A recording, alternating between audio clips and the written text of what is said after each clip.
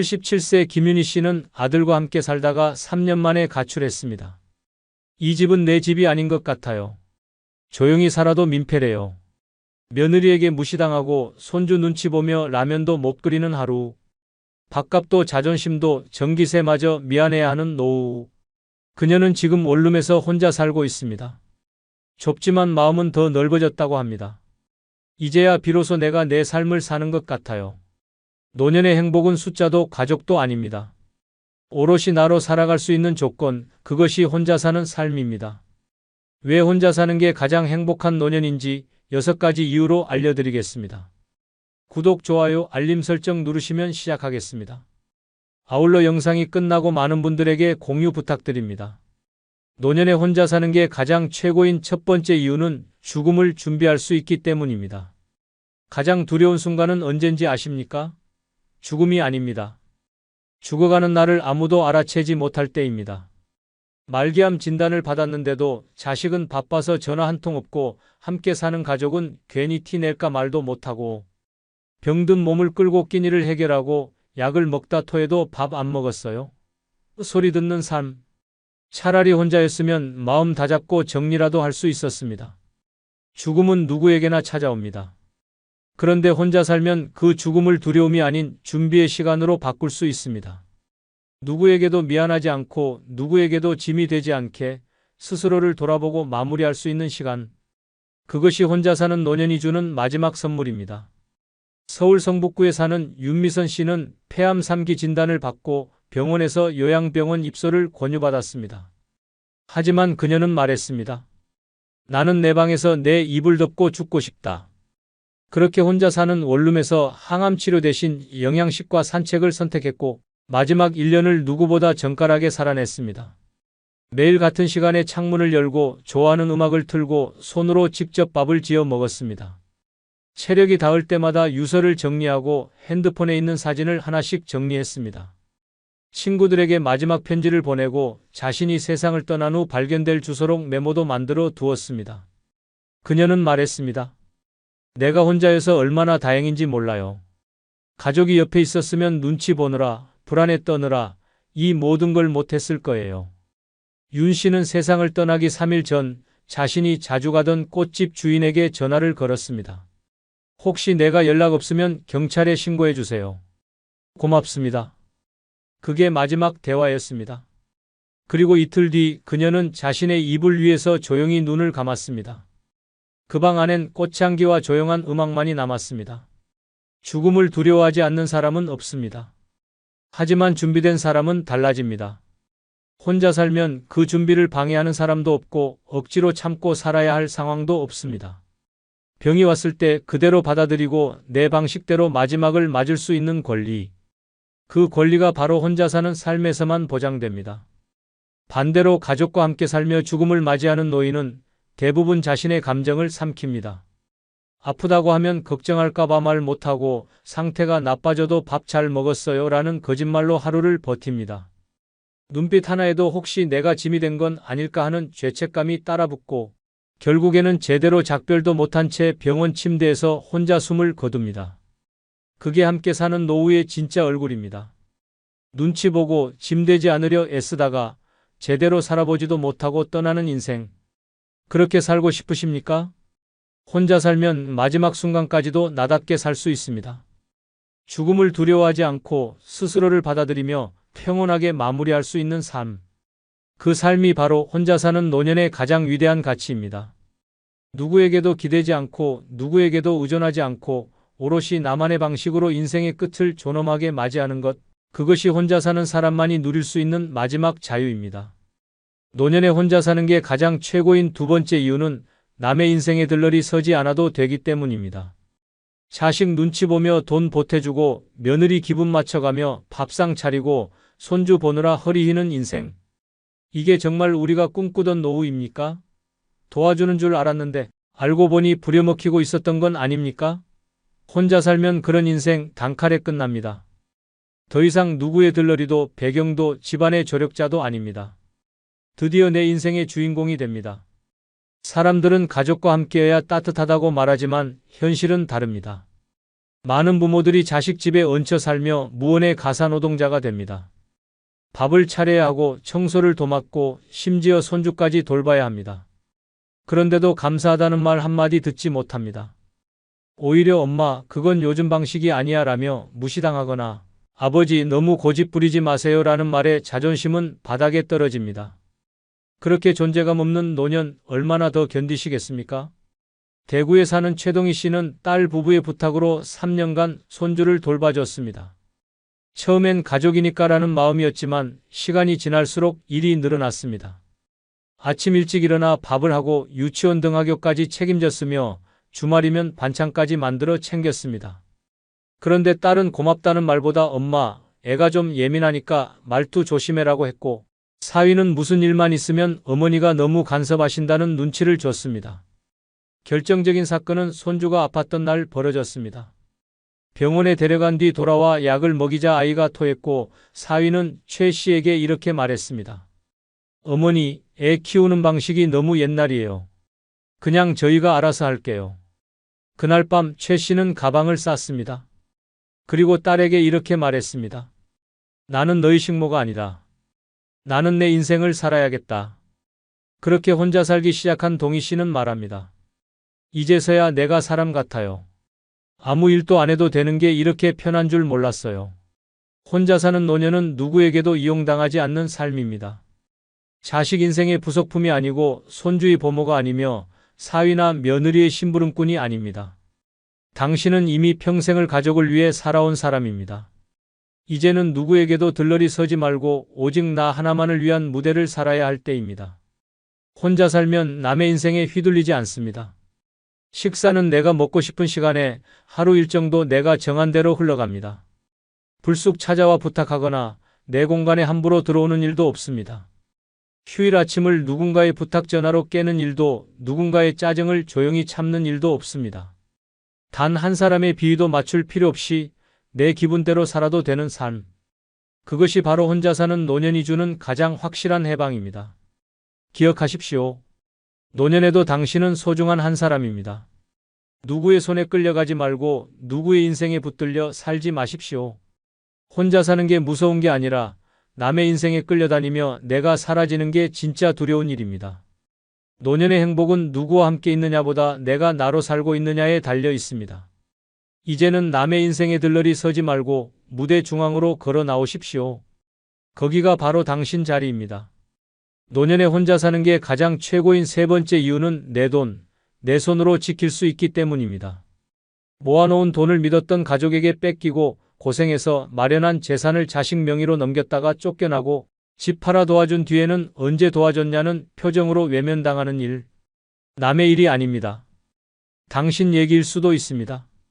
같이 산다는 이유로 재산도 통장도 노후 자금도 넘기고 결국 빈손이 된 사람들. 혼자 살았으면 이런 일 없었습니다. 어느 날 갑자기 자식이 묻습니다. 엄마, 혹시 집 명의 좀 바꿔줄 수 있어? 아버지, 아파트 담보로 대출 좀 받을 수 있을까요? 처음엔 도움을 주는 게 가족 간의 당연한 정이라 생각합니다. 하지만 그 정은 시간이 지나면 계산이 되고 권리가 됩니다. 내 돈인데 내가 눈치 보게 되는 순간부터 노년의 지옥이 시작됩니다. 충청남도 아산에 사는 이남호 씨는 30년 공무원 생활로 작은 아파트 한 채를 마련했습니다. 외아들이 결혼할 때 며느리의 부탁으로 그 아파트를 공동 명의로 바꿔줬습니다. 결혼 후 둘이 함께 살다 보니 집안일도 분담했고 손주도 태어났습니다. 그런데 시간이 지나며 며느리는 점점 말을 줄였고 아들은 퇴근 후 방으로만 들어갔습니다. 그러다 어느 날 며느리가 던진 한마디. 아버님, 이제 따로 사시는 게 좋지 않을까요? 황당했지만 이미 집 명의의 절반은 며느리 이름이었습니다. 결국 남호 씨는 한 푼 못 받고 집을 나왔고 지금은 전셋집에서 살고 있습니다. 그는 말합니다. 내가 미련했다. 혼자 살았으면 돈도 지키고 자존심도 지켰을 거다. 이 사례 남 얘기 아닙니다. 실제로 집이나 통장을 자식에게 맡겼다가 쫓겨난 노인이 수천 명입니다. 그들은 말합니다.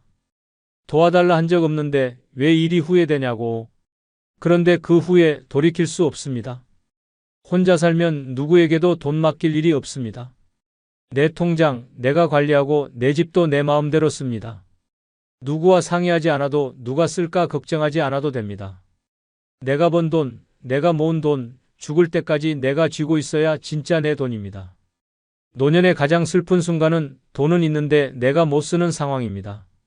자식이 이 돈은 나중을 위해 아껴야죠라고 말하며 당신 카드를 빼앗고 지출을 통제합니다. 병원 가는 것도 외식하는 것도 누군가 허락해줘야 가능한 삶. 과연 그게 가족과 함께하는 행복한 노후일까요? 혼자 살면 이런 일 없습니다. 아플 땐 내가 결정해서 병원에 가고 돈이 생기면 내 마음대로 씁니다. 치킨이 먹고 싶으면 시키면 되고 여행 가고 싶으면 떠나면 됩니다. 돈이 적어도 내 손에 쥐어진 돈은 자유입니다. 반대로 아무리 많은 돈이 있어도 누군가 눈치 보며 써야 하는 돈은 족쇄입니다. 노년의 자존감은 통장에 찍히는 숫자보다 그 돈을 내가 마음대로 쓸 수 있느냐 없느냐에 달려 있습니다. 내 돈을 지키고 싶다면 먼저 나만의 공간과 내 삶의 독립을 지켜야 합니다. 그리고 그 시작은 혼자 사는 데서부터 가능합니다. 남한테 퍼주다 빈털터리로 늙어가는 인생이 아닌 내 돈 내 마음대로 쓰는 주체적인 노년.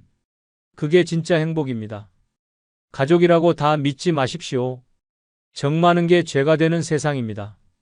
이제는 돈도 감정도 자존심도 내 손으로 끝까지 지킬 수 있는 삶을 선택하십시오. 그 시작은 혼자 사는 용기에서부터입니다. 노년에 혼자 사는 게 가장 최고인 네 번째 이유는 나를 버린 사람들을 미련 없이 끊어낼 수 있기 때문입니다. 한때는 그렇게 아꼈던 친구, 그렇게 정성 다했던 자식, 그렇게 사랑했던 가족. 그런데 나이 드니 어떻습니까? 연락은 끊기고 찾아오지도 않고 내가 죽든 말든 관심조차 없습니다. 그런 사람들에게 아직도 매달립니까? 미련은 독입니다. 애정은 배신으로 되돌아옵니다. 혼자 살면 이런 인연들 단칼에 끊고 속 시원하게 살아갈 수 있습니다. 언젠가는 다시 돌아오겠지. 자식 마음이 다 그렇지 뭐. 그렇게 자기 합리화하며 스스로를 속이는 노년. 그런데 정작 그들은 당신의 생일도 아픈 날도 필요할 때도 외면합니다. 결국 혼자 병원 가고 혼자 밥 먹고 혼자 우는 게 일상이 됩니다. 그런데도 가족이니까라는 말로 그 고통을 끌어안고 사십니까? 이제는 그 굴레에서 벗어날 때입니다. 충북 청주에 사는 이정자 씨는 사남매를 혼자 키워냈습니다. 옷 한 벌 싸입지 않고 허리 휘도록 일해 대학까지 졸업시켰고 결혼 자금까지 보태줬습니다. 그런데 막상 자신이 무릎 수술을 받게 되자 자식 넷 모두가 말했다고 합니다. 엄마, 요즘 회사도 어렵고 시간도 안 맞아서요. 간병인 쓰세요. 이 씨는 울면서 말했습니다. 간병인 월급 줄 돈은 내가 보탰지만 자식들이 안아줄 온기는 내가 줄 수 없었나 봐요. 그날 이후 이 씨는 자식들의 연락을 끊었습니다. 그리고 말했습니다. 이젠 내 이름도 저장하지 말라고 전했어요. 나는 더 이상 그들의 엄마가 아닙니다. 혼자 원룸을 얻고 살기 시작한 그녀는 매일 아침 라디오를 들으며 손으로 직접 끓인 미역국을 먹습니다. 그녀는 말합니다. 내가 울지 않으니까 세상이 조용해졌어요. 그리고 살만해요. 아무도 기대하지 않으니까요. 이처럼 혼자 사는 노년은 관계의 선택권이 생깁니다. 보고 싶은 사람만 보고 듣고 싶은 말만 듣고 미련 남은 관계는 단호하게 끊을 수 있는 용기가 생깁니다. 같이 산다는 이유로 매번 상처만 주는 자식, 말끝마다 날 무시하는 친구, 체면 때문에 억지로 이어온 형제. 더 이상 끌려갈 필요 없습니다. 이제는 나를 아프게 한 사람들을 정리할 시간입니다. 왜? 노년은 감정 쓰레기통이 아니기 때문입니다. 내 마음 하나 지키는 것도 벅찬 이 시기에 남의 눈치 보며 남의 평가에 흔들리며 남이 만든 죄책감에 눌려 살 이유는 없습니다. 혼자 산다는 건 곧 내 인생에 누구를 들릴 것인가를 내가 정할 수 있다는 뜻입니다. 이건 자유이자 복수입니다. 나를 외면했던 사람들을 다시는 들이지 않는 결심. 그리고 그 결심 안에서 비로소 나 자신을 온전히 회복하는 순간 그것이 혼자 사는 노년의 진짜 기쁨입니다. 사람이 준 상처는 사람으로는 치유되지 않습니다. 나를 다시 살게 하는 건 그 어떤 관계가 아니라 나 자신과의 화해입니다. 그걸 가능하게 만드는 단 하나의 방식, 혼자 사는 삶입니다. 미련을 버리고 사람을 정리하고 감정을 내려놓을 수 있는 그 공간. 그곳이 바로 당신이 가장 먼저 선택해야 할 노년의 집입니다. 노년에 혼자 사는 게 가장 최고인 5번째 이유는 하고 싶은 걸 언제든 마음껏 할 수 있기 때문입니다. 살면서 얼마나 많은 걸 참으며 살아오셨습니까? 자식 키운다고 배우자 눈치 보느라, 부모니까, 가장이니까, 어른이니까라는 말에 모든 욕망을 뒤로 미뤄야 했습니다. 하고 싶었던 여행, 배우고 싶었던 취미, 먹고 싶었던 음식조차 참아야 했습니다. 그런데 정작 나이 들어서도 남 눈치 때문에 여전히 나를 누르며 살아간다면 그건 너무 슬픈 일입니다. 혼자 사는 노년은 그 모든 속박에서 벗어나는 진짜 자유의 시작입니다. 혼자 살면 누구 허락받을 필요 없습니다. 아침 10시에 일어나도 좋고 밤 12시에 드라마를 봐도 됩니다. 점심으로 짜장면을 2그릇 시켜도 누구 눈치 볼 필요 없습니다. 마음이 동하면 동네 꽃가게에서 튤립 한 다발을 사들고 집에 돌아와도 되고 하루 종일 라디오만 틀어놓고 소파에서 빈둥거려도 됩니다. 내가 하고 싶은 걸 아무에게도 묻지 않고 결정할 수 있는 그게 노년의 진짜 특권입니다. 그런데 결혼이나 자식과의 동거 속에 갇힌 노인들은 이 작은 자유조차 허락받지 못합니다. 김포에 사는 박성희 씨는 며느리와 함께 살며 불편한 행복을 견디고 있었습니다. 며느리가 끓여주는 국은 늘 짰고 냉장고의 반찬은 늘 박 씨의 취향과는 거리가 멀었습니다. TV 볼륨은 손주 자는 시간에 맞춰 7 이하로 맞춰야 했고 아침에 일어나는 시간조차 집 분위기에 따라 조절해야 했습니다. 말로는 어머니 편하게 지내세요라고 했지만 성희 씨는 눈치를 보며 조용히 움직였습니다. 그러다 어느 날 친구의 권유로 경로당에서 여가 프로그램을 시작하게 됐습니다. 수묵화를 배우기 시작했는데 그 순간부터 삶의 색이 달라졌습니다. 그리고 깨달았습니다. 내가 하고 싶은 게 이렇게 많았구나. 몇 달 뒤 박 씨는 큰 결정을 내렸습니다. 집을 나와 원룸을 얻었고 매주 2번 수묵화 교실에 가고 날이 좋으면 혼자 근처 호수공원을 걷습니다. 카페에 앉아 혼자 그림을 그리고 뜨거운 커피를 마시며 음악을 듣습니다. 그럼 박 씨는 이제 말합니다. 이제야 진짜 내 인생을 살고 있어요. 아무것도 하지 않아도 아무도 뭐라 하지 않으니까요. 이처럼 혼자 사는 노년은 나에게 처음으로 하고 싶은 걸 해도 된다는 허락을 줍니다. 누구를 의식하지 않아도 되고 누군가와 타협하지 않아도 되는 그 삶은 생각보다 훨씬 소중하고 강력한 자유를 안겨줍니다. 특히 나이가 들수록 몸보다 마음이 하고 싶은 걸 하지 못하는 것이 더 큰 고통으로 다가옵니다. 그 고통은 우울이 되고 침묵이 되고 결국 삶의 의욕을 갉아먹습니다. 반대로 내가 좋아하는 걸 하나라도 할 수 있는 사람은 달라집니다. 아침에 눈 뜨는 이유가 생기고 주말이 기다려집니다. 혼자여도 전혀 외롭지 않습니다. 오히려 자꾸 누군가에게 맞춰 살아가는 삶이 외롭고 피곤한 법입니다. 누구도 내 인생을 대신 살아주지 않습니다. 그렇다면 이제는 내가 주인공이 되어야 합니다. 이 나이에 뭘 새로 해가 아니라 이제라도 해보자고 마음먹는 순간 노년은 다시 시작됩니다. 혼자 사는 인생은 그렇게 나를 해방시킵니다. 그 해방이야말로 늦게 피는 가장 아름다운 자유입니다. 내가 원하는 것을 원하는 때에 원하는 방식으로 할 수 있는 삶, 그것이 바로 혼자 사는 노년이 주는 가장 큰 행복입니다. 노년에 혼자 사는 게 가장 최고인 6번째 이유는 내 삶의 리듬을 누구에게도 뺏기지 않기 때문입니다. 언제 자고 언제 먹고 언제 나가고 언제 쉬는지, 지금 그 모든 게 가족 눈치, 자식 시간표, 손주 등하원에 맞춰 돌아가고 있지는 않습니까? 내 삶인데 남의 스케줄에 끌려다니는 하인 같은 노후 언제까지 참을 겁니까? 혼자 살면 아침 10시에 느긋하게 일어나도 되고 오후 3시에 혼자 떡볶이를 시켜 먹어도 됩니다. 누구와도 상의하지 않고 눈치도 보지 않고 내가 좋아하는 리듬으로 사는 인생, 그게 진짜 자유입니다. 대전 서구에 사는 서금래 씨는 사위와 딸 집에서 함께 살며 아침 6시 기상, 저녁 8시 소등이라는 철저한 가족 규칙에 맞춰 살아야 했습니다. TV 소리는 줄이고 전화는 작게 받고 방 안에 걸어둔 시계마저 틱틱 소리 커요라는 며느리 말에 떼어야 했습니다. 하루하루가 고문 같았습니다. 샤워는 모두가 잠든 뒤 몰래 했고 늦게 배달 온 반찬을 냉장고에 넣는 것도 눈치를 보며 해야 했습니다.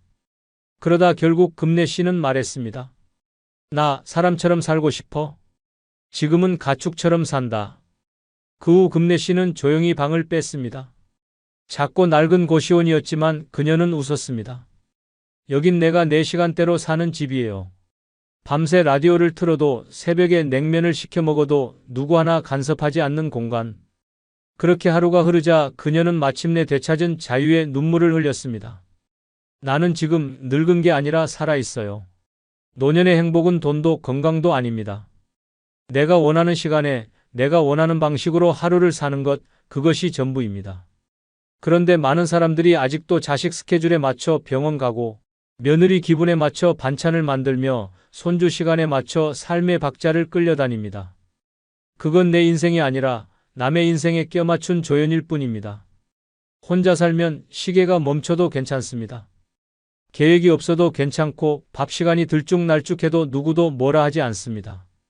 이 느슨한 리듬이 바로 진짜 사람 사는 시간입니다. 누구와 함께 살든 그 순간부터 내 시간은 그들의 것이 됩니다. 나이가 들수록 시간은 더욱 소중합니다. 그리고 그 소중한 하루하루를 누군가의 일정에 맞춰 허비하고 있다면 당신은 지금 이미 삶을 빼앗기고 있는 겁니다. 이제는 내 리듬을 되찾을 때입니다. 시끄럽고 분주한 남의 집이 아니라 고요하고 느긋한 나만의 시간표 속에서 살 수 있는 삶. 그 해방은 오직 혼자 살 때만 가능합니다. 노년은 누구보다 느긋하고 자유로워야 합니다. 그런데 그 자유를 뺏긴 채 산다면 그건 사는 게 아니라 견디는 것입니다. 이제 견디지 마십시오. 당신의 삶은 당신 리듬으로 당신 뜻대로 흘러가야 합니다. 혼자 사는 삶은 그 권리를 완벽하게 되찾아 줍니다. 끝으로 영상 아래에 나오는 제품을 누르면 쿠팡으로 연결됩니다. 혹시 쿠팡에서 물건을 사실 경우 영상에 나오는 아무 제품을 눌러 쿠팡으로 접속하여 물건을 사시면 인생무상 채널에 약간의 수수료가 발생하오니 앞으로 부탁 바랍니다. 아침에 일어나자마자 핸드폰부터 본대요. 혹시 그 사람한테 연락 왔을까봐 전화 한 통에 살 것 같고 답장 하나에 눈물이 난답니다. 주변에선 말려도 듣지 않습니다. 외로움보다 더 무서운 게 이 감정이라면서요. 이 나이의 사랑이라 누군가에겐 기적 같고 누군가에겐 재앙 같은 이야기입니다. 하지만 분명한 건 노년에 시작된 감정은 절박하고 치명적이라는 사실입니다. 이 감정에 인생을 맡기면 마음만 무너지는 게 아니라 일상도 함께 붕괴됩니다. 오늘 영상은 노년의 이성적 사랑에 집착하면 안 되는 5가지 이유를 알려드립니다. 구독과 좋아요 누르시고 지금부터 영상 끝까지 집중해서 시청해 주시기 바랍니다.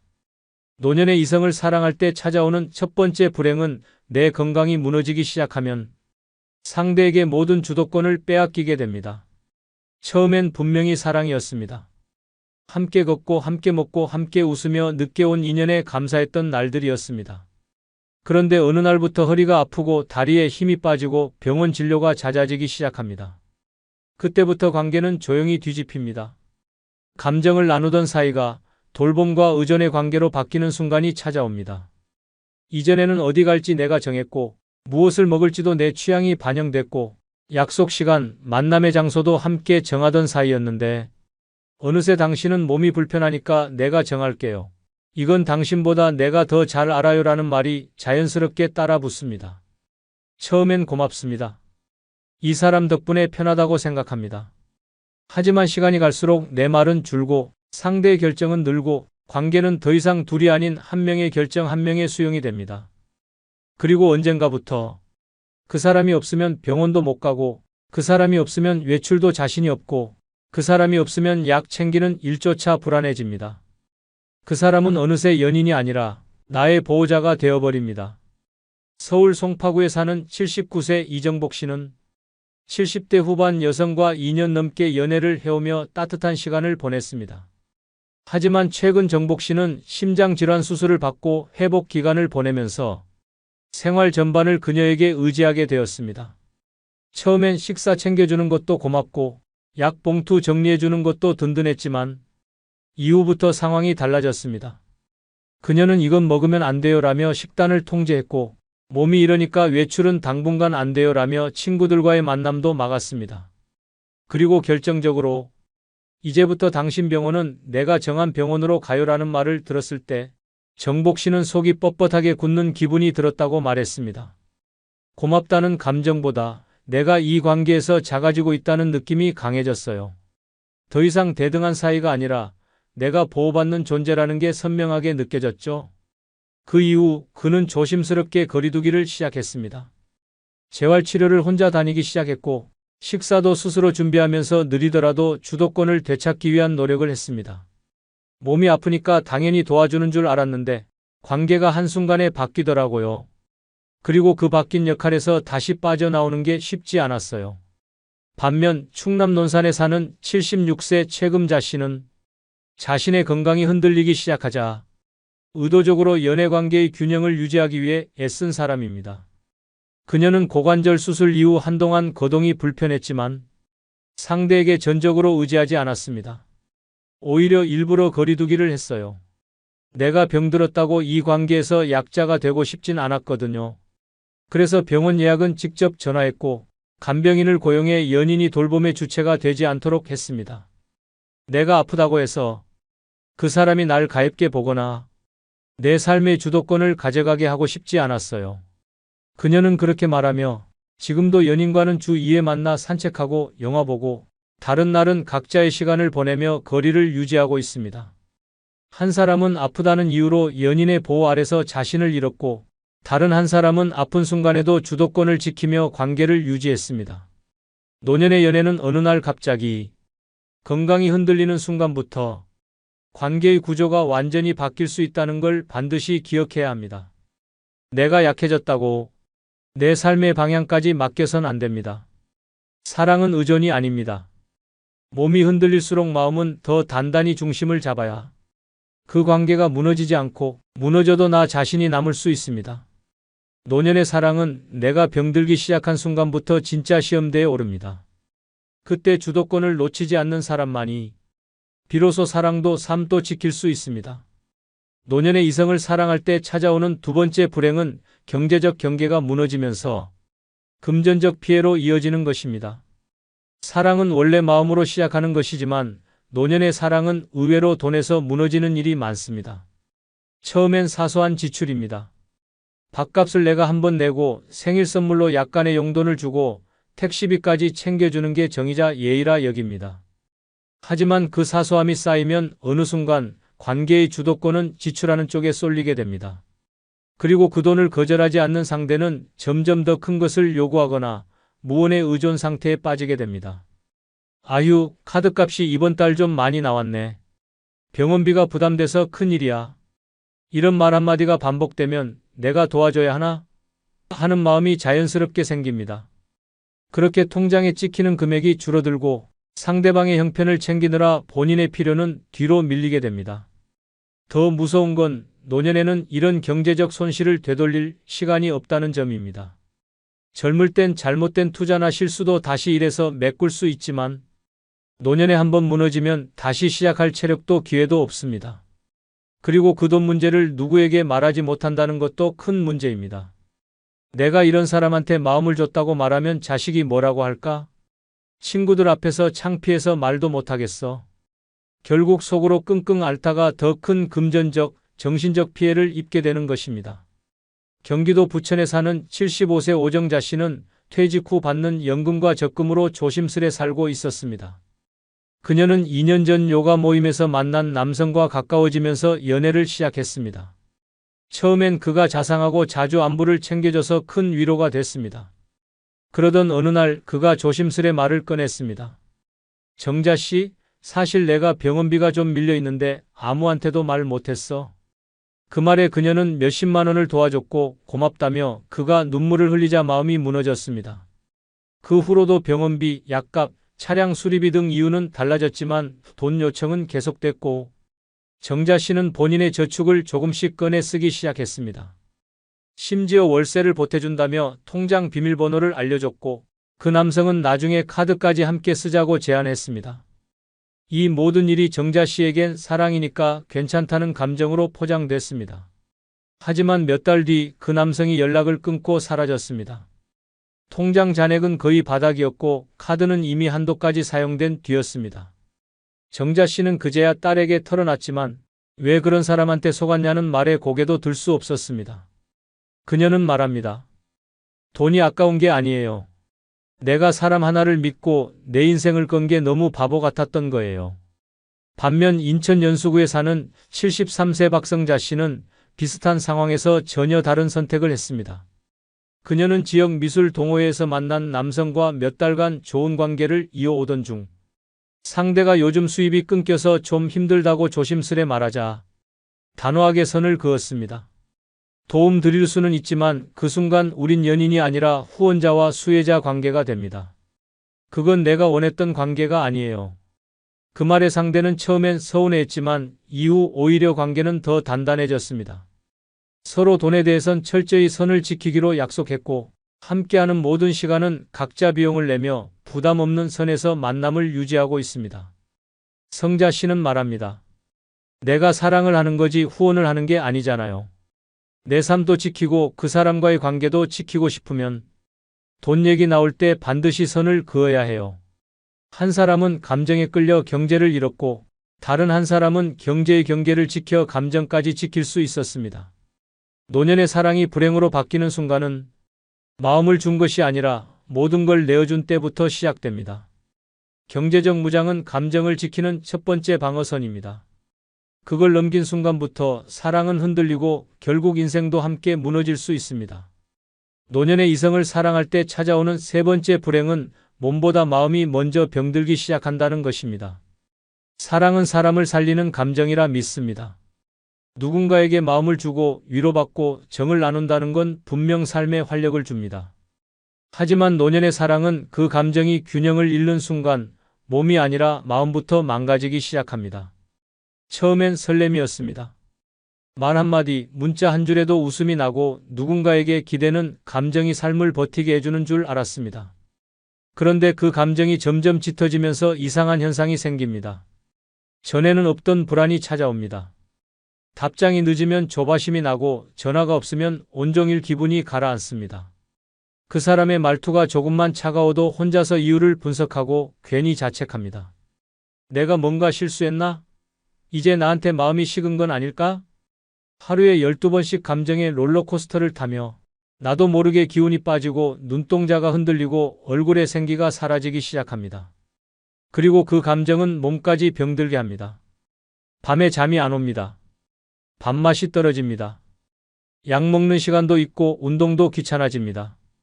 하루가 그 사람에 대한 생각으로만 채워지고 이전엔 잘 챙기던 건강관리도 인간관계도 일상의 리듬도 무너져 버립니다. 가슴이 답답하고 입맛이 사라지고 자꾸 눈물이 납니다. 진료를 받으면 의사는 말합니다. 특별한 이상은 없지만 스트레스가 심해 보입니다. 이게 바로 노년에 찾아오는 감정 과부하입니다.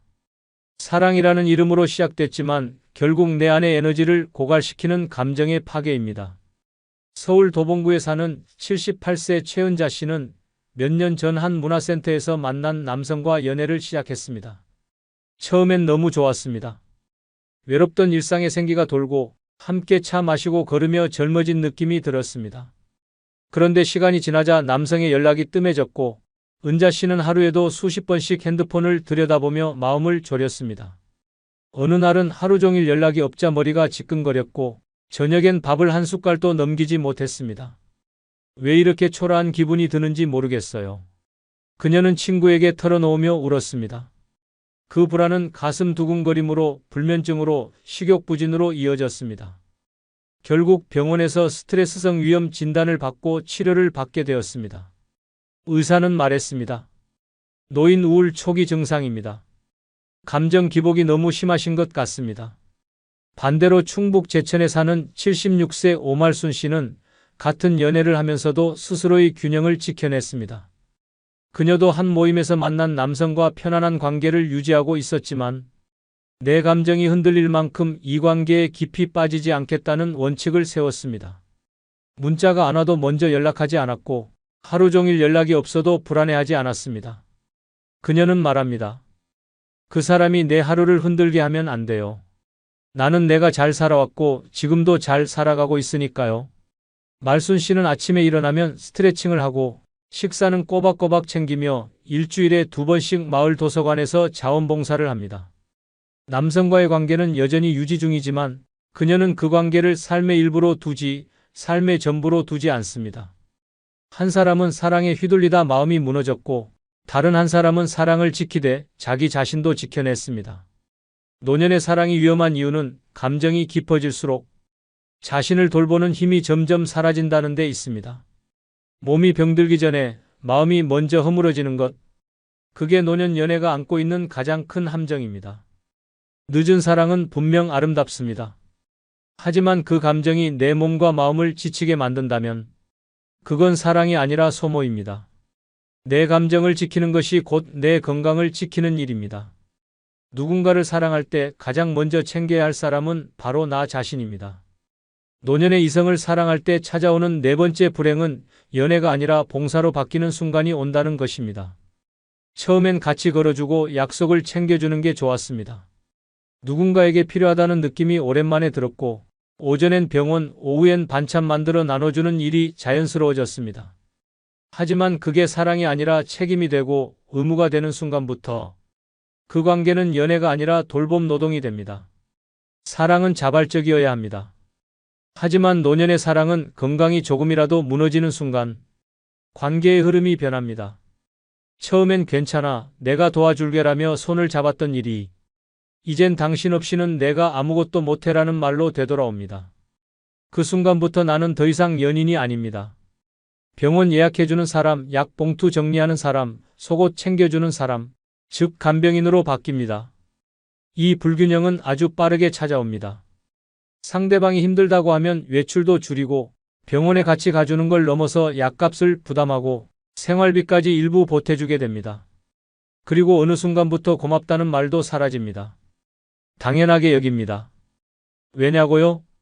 나이 먹어서 사랑받고 싶으면 그 정도는 해줘야지라고 속으로 그렇게 여기는 겁니다.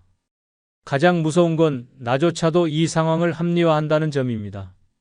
이 나이에 누가 날 찾아주겠어? 그래도 나를 필요로 하잖아. 이 사람마저 없으면 정말 나는 혼자야. 이런 생각이 나를 그 관계에 묶어 놓습니다. 그리고 그렇게 묶인 마음은 점점 더 깊은 희생과 체념을 부르기 시작합니다.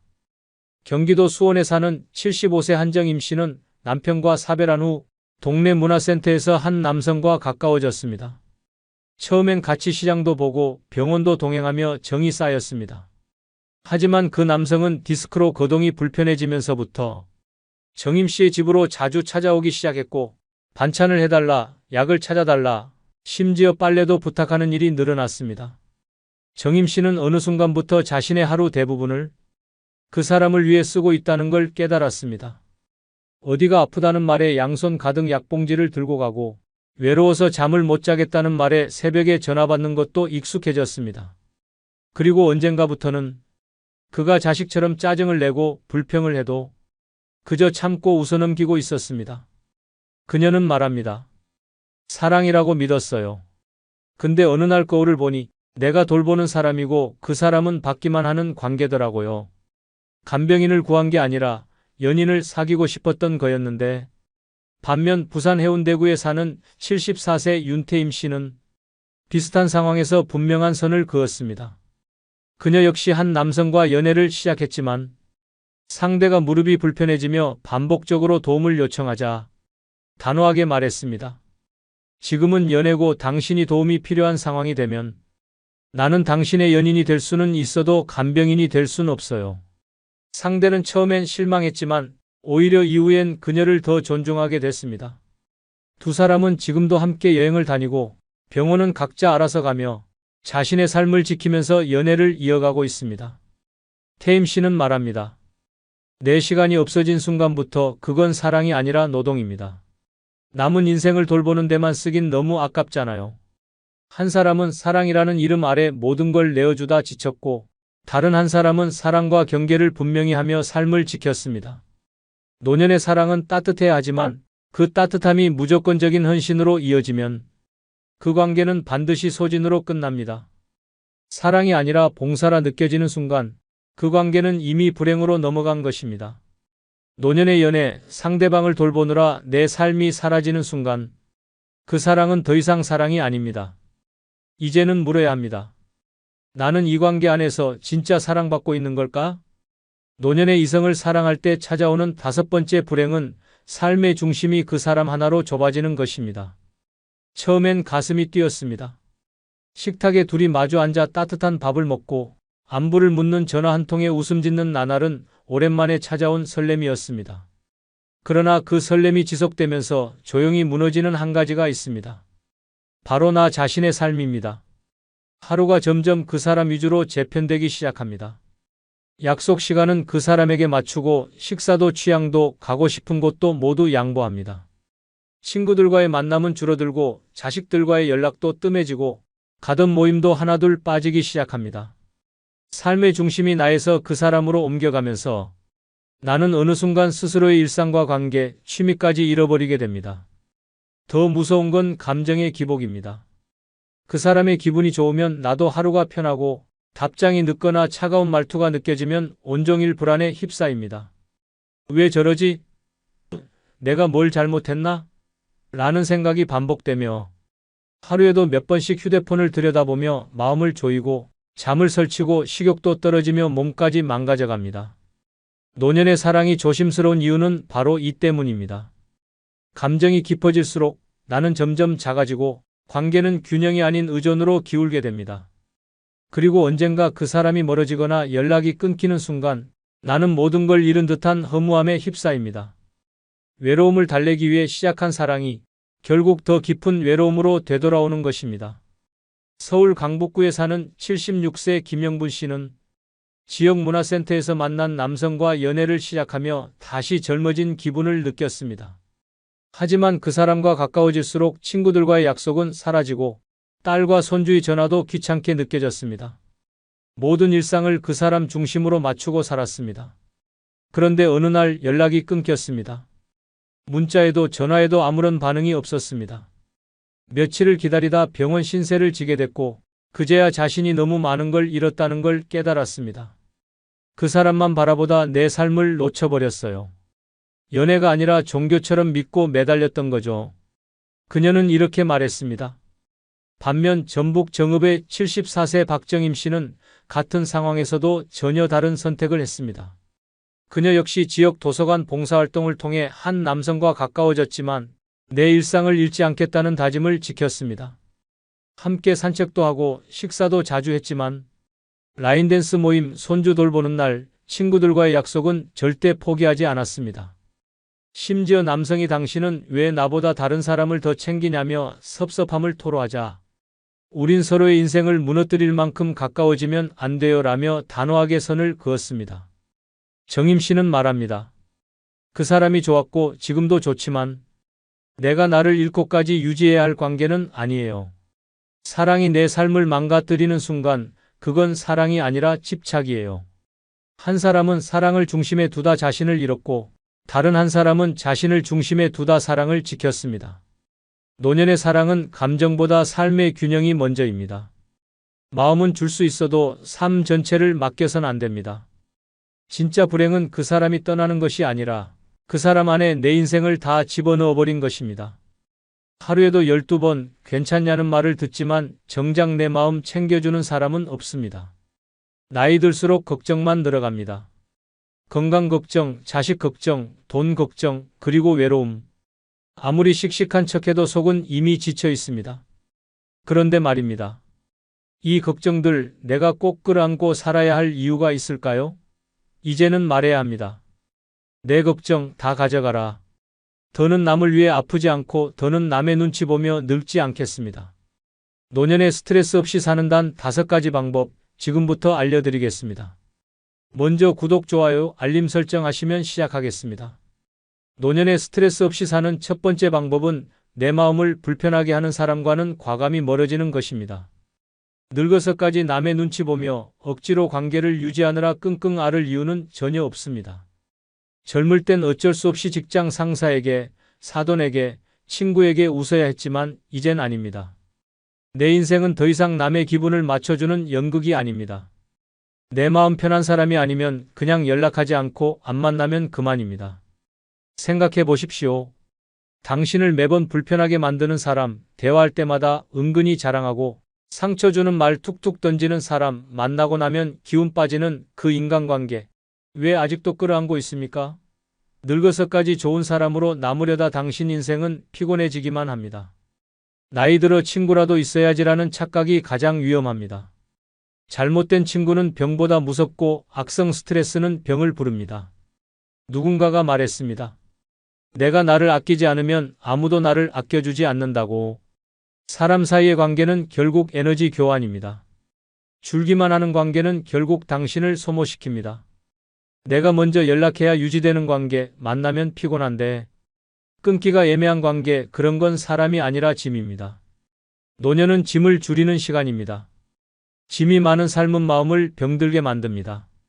서울 은평구에 사는 76세 이영자 씨는 30년 지기 친구와 모든 연락을 끊었습니다. 이유는 단 하나였습니다. 그 친구는 만나기만 하면 자식 자랑, 남편 흉, 건강 걱정, 그리고 결국엔 내가 너무 부럽다는 뻔한 멘트로 이 씨의 감정을 소모시켰습니다. 처음엔 참고 넘겼지만 매번 만나고 나면 한숨이 나오고 며칠간 기분이 가라앉았습니다. 결정적으로 남편이 병원에 입원했을 때도 아유, 나도 아픈데 어쩌라고라는 말 한마디를 듣고 이 씨는 깨달았습니다. 이건 친구가 아니다. 그냥 익숙한 타인일 뿐이다. 그날 이후 전화번호도 차단하고 모임도 끊고 아예 마음에서 지웠습니다. 그 대신 이 씨는 조용히 공원 산책 모임에 나가기 시작했습니다. 이름도 모르는 사람들과 가볍게 인사하고 강아지 이야기하고 계절 이야기하며 웃는 시간이 훨씬 편안했습니다. 그 누구도 평가하지 않고 사생활을 캐묻지 않으며 말 한마디에 상처 주지 않는 공간에서 이 씨는 오랜만에 마음이 평온해지는 느낌을 받았습니다. 나중에는 이렇게 말했습니다. 그 친구랑은 30년을 만나도 불편했는데 여긴 모르는 사람인데도 웃음이 납니다.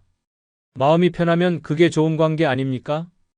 노년에 중요한 건 관계의 수가 아니라 질입니다. 오래 봤다고 무조건 남아야 할 인연은 없습니다. 잘 지낸다고 꼭 붙잡아야 할 관계도 아닙니다. 마음이 불편한 사람은 가차없이 멀리 하십시오. 눈치 보지 마십시오.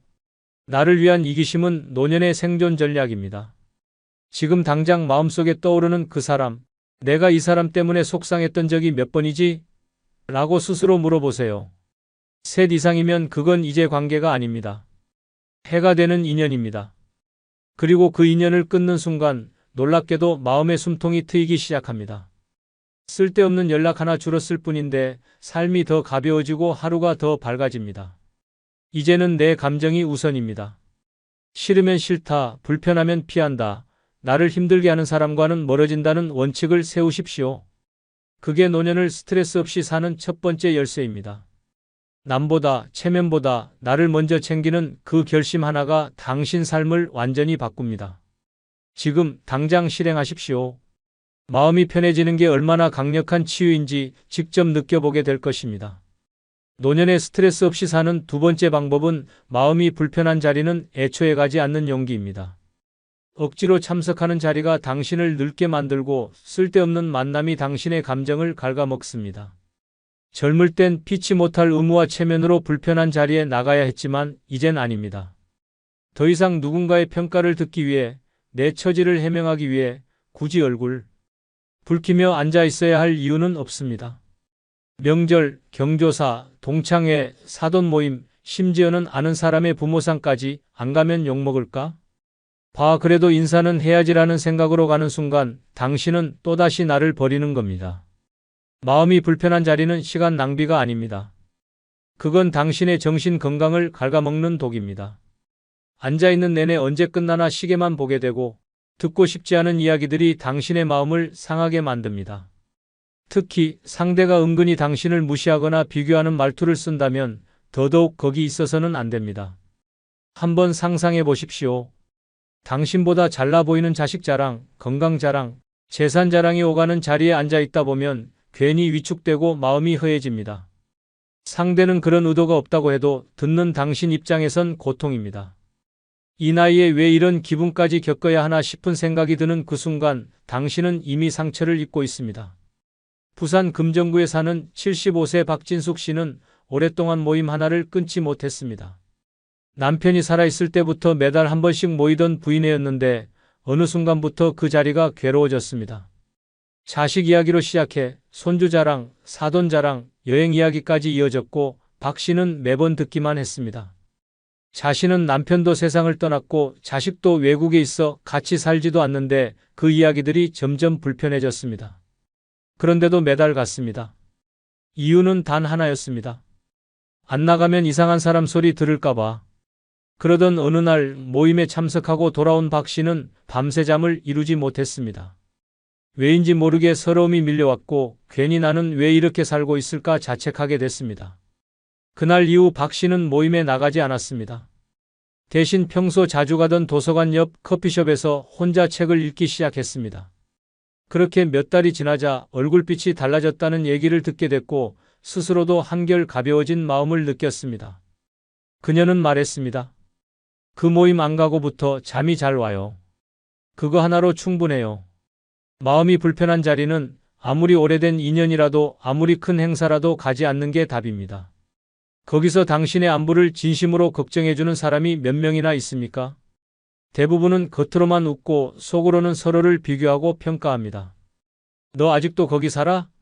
자식은 뭐해? 몸은 괜찮아? 이런 말은 안부가 아니라 통제입니다. 그 안에서 자신을 숨기며 웃고 있으면 결국은 마음의 병이 됩니다. 이젠 괜찮습니다. 불참한다고 이상한 사람 되는 것도 아니고 안 간다고 인생이 무너지는 것도 아닙니다. 오히려 가지 않았을 때 느끼는 해방감, 평온함, 그것이야말로 진짜 노년의 평화입니다. 나를 무시했던 자리, 내 말을 끊고 자식 자랑만 하던 사람들, 그런 곳에 왜 다시 가야 합니까? 한 번도 나를 진심으로 대해주지 않은 사람들과 왜 계속 관계를 유지해야 합니까? 진짜 중요한 건 자리가 아닙니다. 그 자리에 있는 나의 마음입니다. 마음이 편하지 않으면 안 가는 것이 맞습니다. 체면보다 예의보다 내가 먼저입니다. 이제는 어디 가야 하나보다 어디 가지 말아야 하나를 먼저 생각해야 합니다. 그것이 노년의 지혜입니다. 그리고 당신이 지금까지 살아온 세월을 가장 존중하는 방법입니다. 무례한 사람이 있는 자리에 스스로를 밀어넣지 마십시오. 마음이 불편한 곳이라면 그냥 가만히 집에서 쉬는 것이 훨씬 낫습니다. 맛있는 거 하나 시켜놓고 좋아하는 드라마나 음악을 듣는 그 시간이 억지로 웃으며 앉아있는 1시간보다 100배 낫습니다. 나를 위한 시간이 많아질수록 남의 기대를 채우기 위한 시간은 줄어야 합니다. 이제부터는 내가 편한 쪽을 택하십시오. 더 이상 누구에게도 증명하지 마십시오.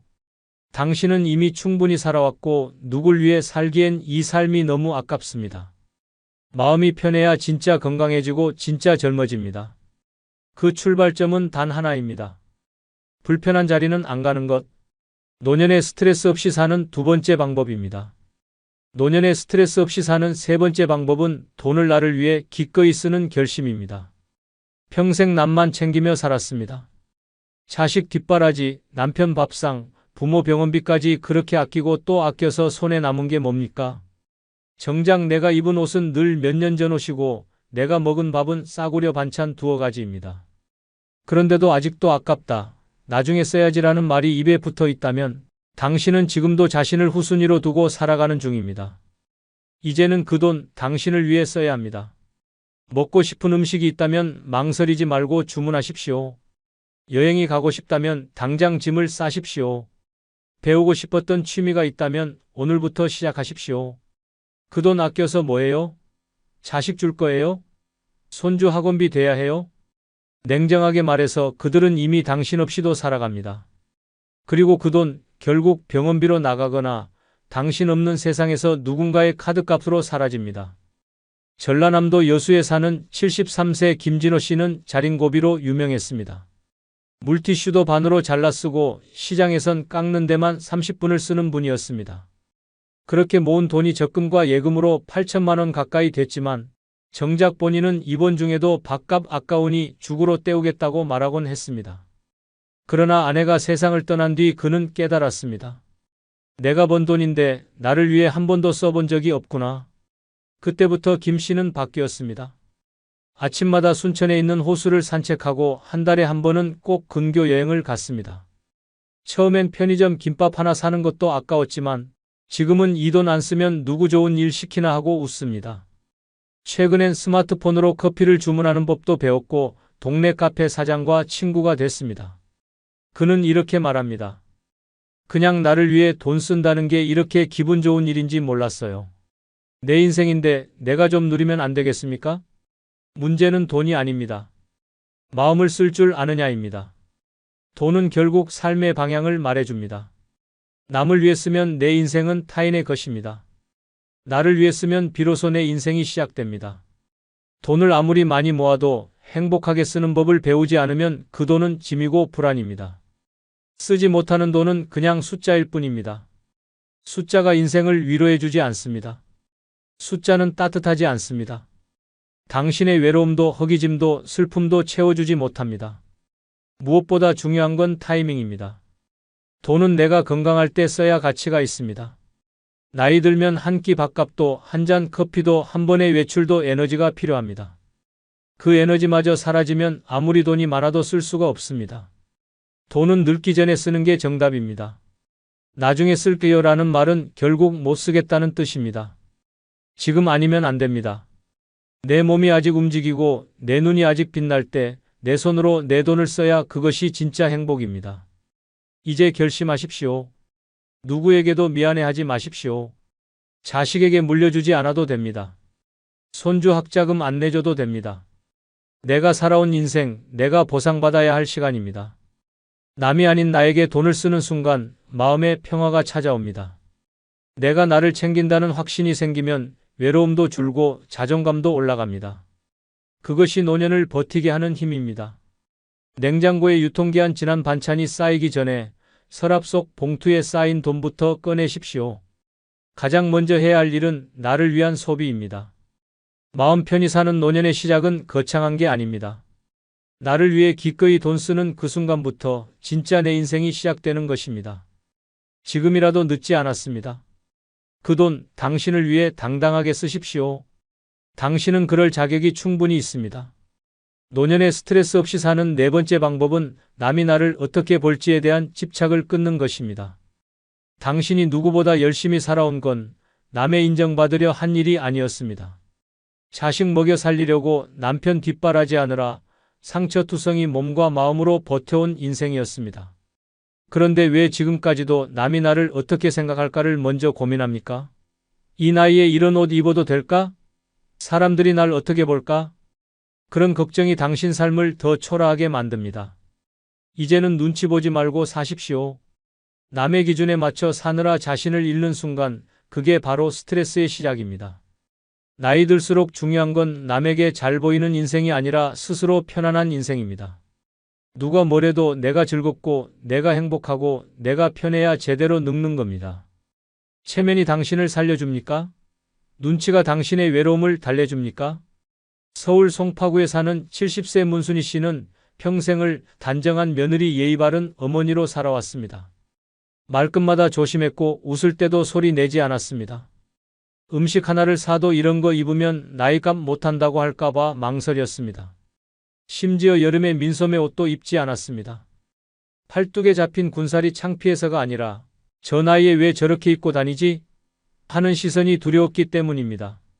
하지만 3년 전 문 씨는 심장질환으로 수술을 받았고 회복실에서 혼자 누워있는 동안 이런 생각이 들었다고 합니다. 내가 왜 남 눈치 보느라 평생 나를 못 살겠지? 그때부터 그녀는 달라졌습니다. 붉은색 립스틱을 바르고 민트색 원피스를 입고 매주 금요일마다 재즈 카페에 가기 시작했습니다.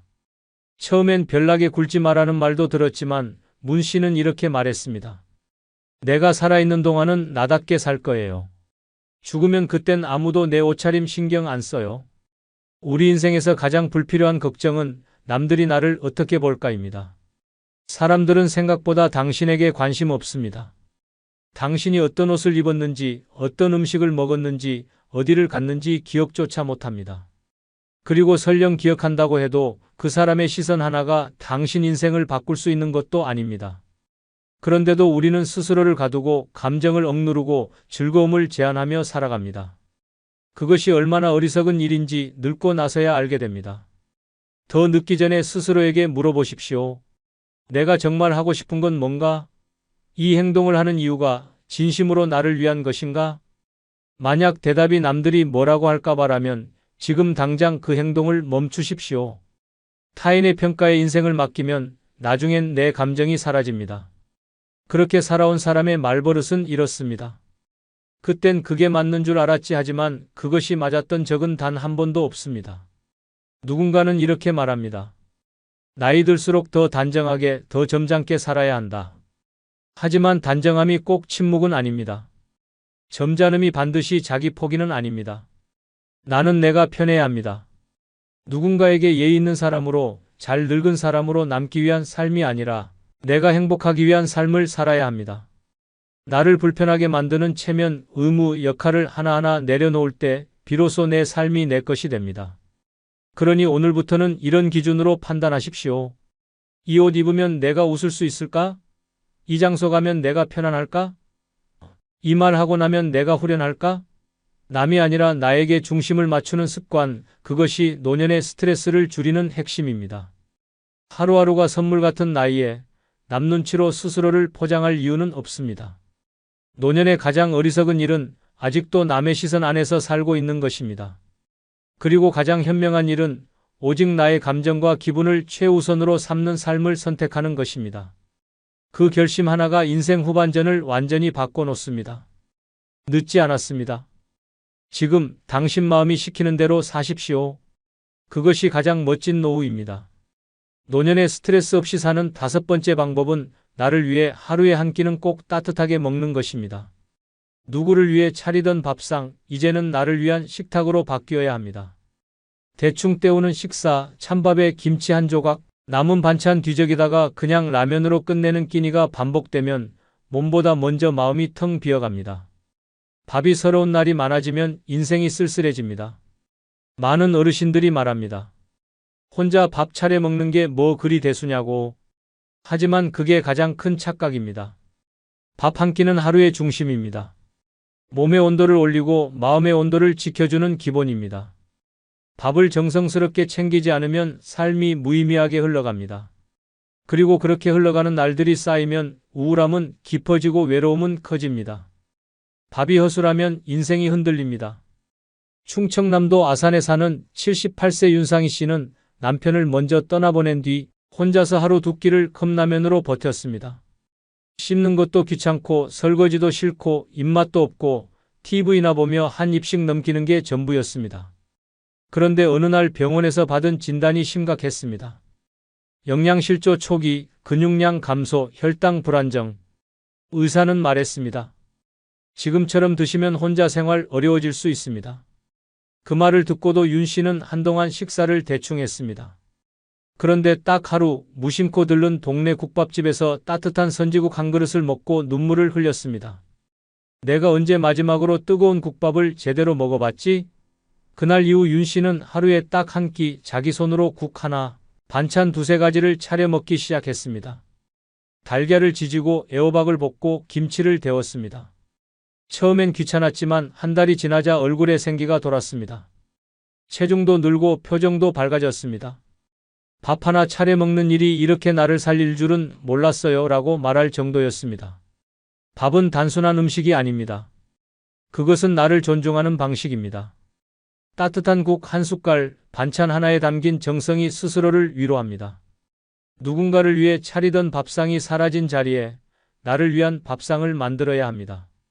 그것이 노년의 품위입니다.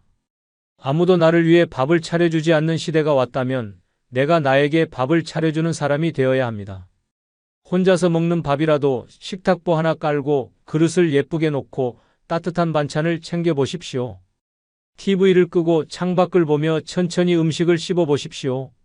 그 순간 마음속에서 묵직한 감정 하나가 녹기 시작할 것입니다. 아, 나는 나에게 이런 대접을 받을 자격이 있구나. 늙었다고 입맛을 포기하지 마십시오. 나이 들었다고 끼니를 허투루 넘기지 마십시오.